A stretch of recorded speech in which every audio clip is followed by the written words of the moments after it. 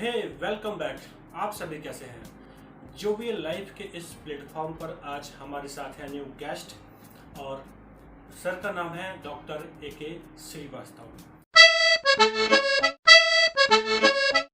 Sir psychologist हैं और sir को लाइफ का बहुत एक्सपीरियंस है।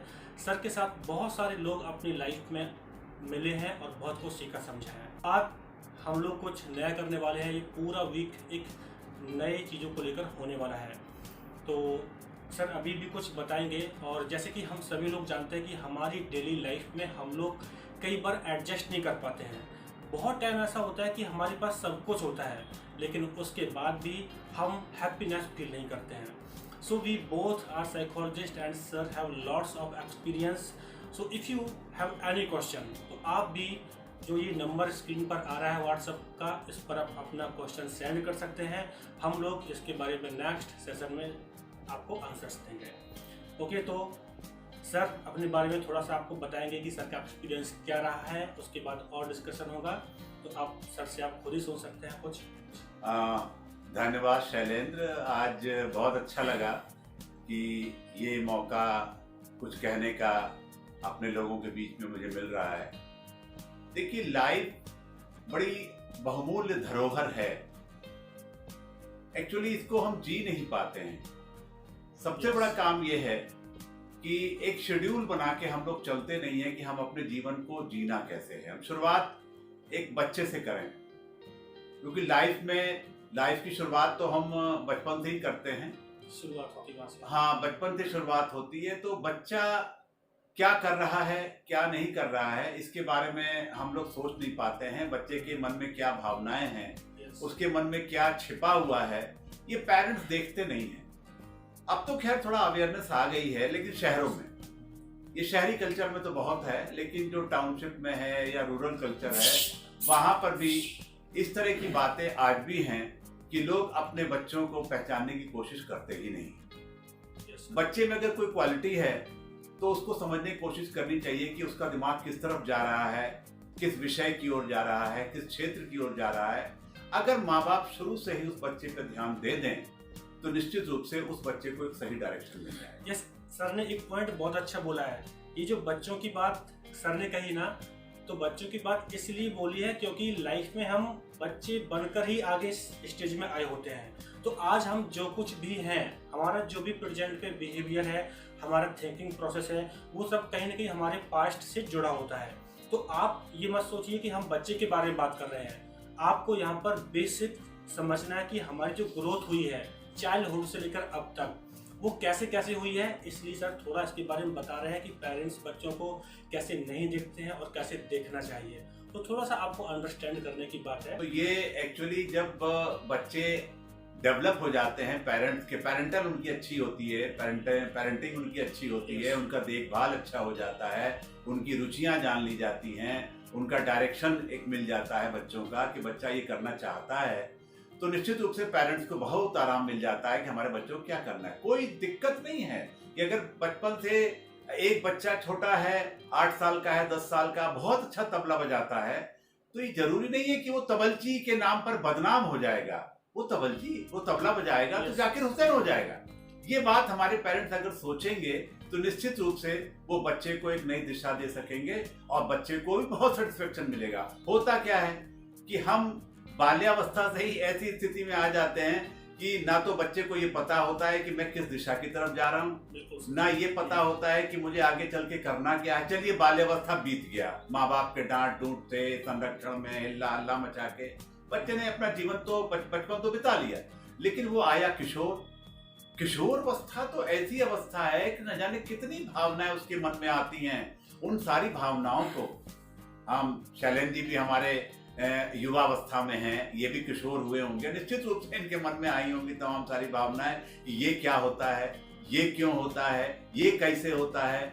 ये माँ बाप अगर उसका जवाब सही ढंग से दे देते हैं तो निश्चित रूप से उसको ये भावना आ जाती है कि हमें एक सही दिशा मिल रही है, हमें जवाब मिल रहा है। अगर आपने उसको डांट के बैठा दिया, चुप बेवकूफी की बातें करता है, तो बेवकूफी की बातें क्या है, बच्चा इसकी सोच में लग जाता है। कल मैंने फेसबुक पर थोड़ा सा डाला था, What is forbidden that is mostly desired। जिस चीज को मना किया जाएगा किशोर उसके पीछे हो, बच्चा खासकर, बच्चे के बाद किशोर उसको ढूंढने में लग जाएगा कि ये चीज मना क्यों की जा रही है। यस, क्योंकि उस चीज को कहीं न कहीं पेरेंट्स सप्रेस कर देते हैं। क्योंकि देखिए ना, जैसे आप अपनी लाइफ से सोच कर देखिए, अगर हम आज इस स्टेज में हैं, अगर हमारा कोई फ्रेंड बोलता है कि यार तुम्हें उस गली में नहीं जाना है, तो सोचिए कि कितने सारे क्वेश्चन अराइज होते हैं, यार क्या हो सकता है, क्यों नहीं जाना है।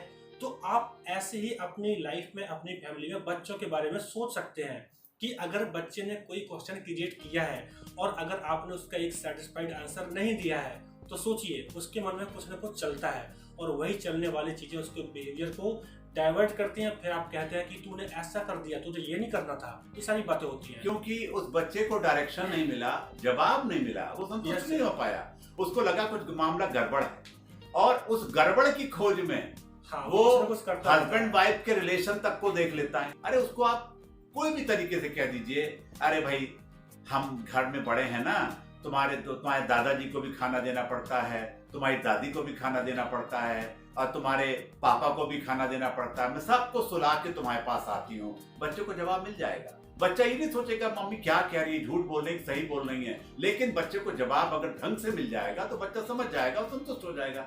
अगर वहीं आपने उसको सप्रेस कर दिया तो यही सप्रेशन उसका रिप्रेशन में चला जाएगा। शमन करेंगे आप, वो दमन में चला जाएगा और दमन करने के बाद वो फ्रस्ट्रेशन में चले स्थिति आ जाएगी। उसको लगेगा मेरी बात को कोई सुनता नहीं है, ना मुझे कोई जवाब देता है। तो सबसे बड़ी बात तो ये है कि बच्चा जो भी पूछे, किशोर जो भी पूछे, उसको पेरेंट्स का सबसे पहला दायित्व है कि वो उसको ढंग से समझाएं, कुछ न कुछ उसका आंसर दें, वो ऐसा आंसर दें कि वो उस आंसर को सुनने के बाद संतुष्ट हो। ये उसको करना चाहिए। तो एक अगर यही चलेगा, बच्चे के मन में द्वंद्व रहेगा, तो जब द्वंद्व रहेगा तो वो किसी भी चीज से एडजस्ट नहीं करेगा। उसको लगेगा कि माँ बाप हमसे कुछ छिपा रहा, कोई चीज हमसे दूर रखी जा रही है, तो इससे उसका घर के अंदर डेली लाइफ में भी एडजस्टमेंट नहीं होगा। वो गुस्सा होगा, चिड़चिड़ाएगा, आगे बढ़े, वो कुछ करेगा नहीं, माँ बाप उसे प्रेशर बनाएंगे। बस वहीं से उसके जीवन का एक तरीके से घुमावदार जीवन शुरू हो जाता है। उसको समझ में नहीं आता है कि मैं किस तरफ जा रहा हूँ। तो सबसे पहले आप बचपन पे ध्यान दीजिए। एक बात पर थोड़ा सा मैं आपको बोलना चाहूंगा कि सर ने जो बचपन की बात कही है वो सिर्फ इसलिए ताकि हम खुद की रियलिटी को समझ सकें, क्योंकि हम खुद अब वो समझते में तो जा नहीं सकते हैं, लेकिन जो हमारी अपकमिंग जनरेशन है, जो हमारे बच्चे हो सकते हैं, हम उनके साथ कैसे डील करें कि वो अपनी लाइफ में एक अच्छे तरीके से व्यवहार को कर सकें। और वास्तव में अगर आप अपना व्यवहार समझना चाहते हैं तो पहले आपको अपनी पास्ट की चीज़ों को सोचना होगा। और भी अच्छे से समझना चाहते हैं तो अभी हमारी फैमिली में जो बच्चे हैं या फिर आप अपने आसपास भी देख सकते हैं, तो आपको थोड़ा सा ध्यान देना होता है कि बच्चे कोई बिहेव क्यों करते हैं, उसके पीछे कॉज होता है। एक बात ध्यान रखिए, लाइफ में जब भी कोई बिहेवियर होता है उसके पीछे एक कॉज होता है, कारण होता है कि क्यों ऐसा हुआ है। हर एक बिहेव का रीजन होता है। इसे हमें अपने डेली लाइफ में समझना है, अपने फ्रेंड सर्कल में समझना चाहिए। पहले तो हम अपने को ही समझें कि हम हैं क्या। एक्चुअली जब हम यूथ हो जाते हैं, एक हमारी अवस्था जब युवावस्था वाली हो जाती है, तो हमको अपना एक डायरेक्शन लाइफ का खुद भी चुनना चाहिए। ये भी देखना चाहिए कि एक्चुअली हमारे में क्वालिटीज क्या हैं। हम जितना अच्छा हम अपना इवेल्युएटर हो सकते हैं उतना कोई और नहीं हो सकता है। टीचर तो आपका डायरेक्शन देगा, आपको समझेगा, आपको रास्ता दिखाएगा, लेकिन आप अपनी अच्छाई बुराई को आप खुद जानते हैं। आपको पता है कि मैं कितनी अच्छी गणित पे कमांड कर सकता हूँ, आपको पता है कितनी अच्छी मुझे इंग्लिश आती है, आपको ये भी पता है कि मैं इंजीनियरिंग वाले में जा पाऊंगा कि नहीं जा पाऊंगा, या मैं उस काम में हो पाऊंगा कि नहीं हो पाऊंगा। हम ऐसा टारगेट क्यों बनाएं, हम ऐसा एस्पिरेशन लेवल क्यों बनाएं हाई जिसके लायक हम हैं नहीं। होता क्या है हमारे जीवन में कि हम असफल क्यों होते हैं?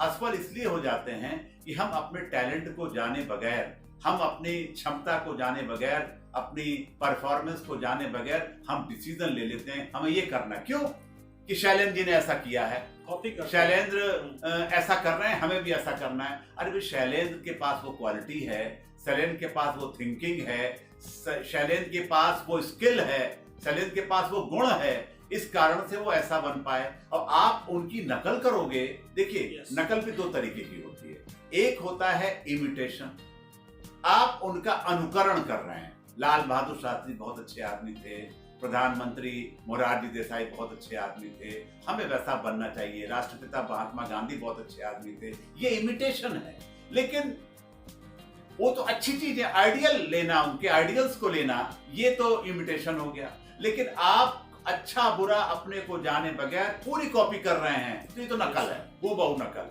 तो नकल से आप कोई भी अपनी लाइफ को चला नहीं सकते हैं। इसलिए सबसे पहले तो आप अपने को पहचानिए कि आप में क्वालिटीज क्या है, आप क्या कर सकते हो। आप आईएएस बनने की मत सोचो, आप टीचर बनने की सोचो। आप क्यों सोचते हो कि मेरे घर में कोई आईएएस बना था तो मैं भी आईएएस बन जाऊं? हो सकता है आप आईएएस में फेलियर हो जाते, आप आईएएस में सिलेक्शन ही नहीं होता, आप टीचर अच्छे बन जाते, क्योंकि आपको बोलने का एक्सप्रेशन है, बोलने की भावना है, बोलने की क्वालिटी है। आप लोगों को अट्रैक्ट कर सकते हो, अपनी बात कन्विंस करके समझा सकते हो। अगर ये क्वालिटी आ जाएगी तो आप अच्छे टीचर हो जाओगे ना। तो टीचिंग करके जो आनंद आएगा वो आईएएस बन के थोड़ी ना आएगा। तो एक उदाहरण दिया है मैंने, आप जो भी अपने को समझते हैं उसी के अनुसार काम करें। तो ये ध्यान रखना कि बहुत सारे लाइफ में आयाम होते हैं, बहुत सारे एस्पेक्ट्स होते हैं। हम किसी भी एज ग्रुप में हो, आप भी अगर किसी भी एज ग्रुप में हैं, आप टीनेजर्स हैं या फिर आप उससे भी ज़्यादा एज ग्रुप में हैं, और अगर कोई भी प्रॉब्लम है जहाँ पर आपको लगता है कि आप उस थिंकिंग से बाहर नहीं निकल पा रहे हैं, तो आप विदाउट एनी हेजिटेशन दिए गए व्हाट्सएप नंबर पर आप अपना मैसेज कीजिए। जो भी प्रॉब्लम है आप बताइए हम लोगों को, हम लोग निश्चित ही आपके लिए बेहतरीन सॉल्यूशन लेके आएंगे। तो आज ये आपके लिए एक इंट्रो वीडियो है जहाँ पर आपको बच्चों से लेके और एजुकेशन से लेके या फिर कहीं जॉब के बारे में कहा जाए कि कैसे जॉब सिलेक्शन करना है, ओन इंटरेस्ट। तो इन चीज़ों पर बहुत सारे लंबे लंबे डिस्कशन हो सकते हैं। ये बहुत बड़े मुद्दे हो सकते हैं जहाँ पर हम बहुत घंटों भी बात कर सकते हैं, लेकिन आज इस वीडियो में सब कुछ इंक्लूड किया है। तो आप लोग जुड़िए, जो अपकमिंग वीडियोस हैं वहाँ पर आप आइए, देखिए, चीज़ों को समझने का प्रयास कीजिए। बिकॉज लाइफ में आज तक हमें वैसा कुछ सीखने को नहीं मिला है। Just think about your school education. School education में क्या होता है कि all the time teachers teach just what, all the subjects like physics, mathematics, because nobody teach the life skills. So on this Jovial Life platform, you can learn what's the life skills and you can apply in your life and you can live happy and jovial life. तो आप जुड़े रहिए, हम लोग आपके साथ हमेशा रहेंगे। आपके पास जब भी कोई ऐसी बात हो तो आप आ सकते हैं। तो सर सही रहेगा ना लोगों के लिए? बिल्कुल सही, बहुत अच्छा, बड़ा अच्छा ये प्लान किया है आपने। हाँ। और मैं तो जो भी यहाँ के जितने भी लोग हैं, खासकर टीनेजर्स, जो यूथ हैं, और यूथ के साथ साथ उनके पेरेंट्स भी, क्योंकि देखिए मैं तो एजेड हूँ, तो मैं उनके पेरेंट्स के लिए भी सोचता हूँ कि वो भी क्यों फ्रस्ट्रेटेड हो जाते हैं, क्योंकि उनका लाइफ का कोई शेड्यूल नहीं होता, उनका कुछ तय नहीं होता, वो इमोशनली वो ब्लैकमेल हो जाते हैं। तो ये सब चीज़ों का बहुत ध्यान रखना है। जैसे जैसे मौका आएगा मैं आप लोगों के बीच में आता रहूँगा, और जो भी प्रश्न आएंगे उनका आपको जवाब देके आपको संतुष्ट करना है। एक तो हमें कुछ समझना है, नया सीखना है। तो उम्मीद करता हूँ कि आप लोग जुड़े रहेंगे, आप लोग अपनी जो क्वेश्चन है उनको शेयर करेंगे। तो मिलते हैं आपसे।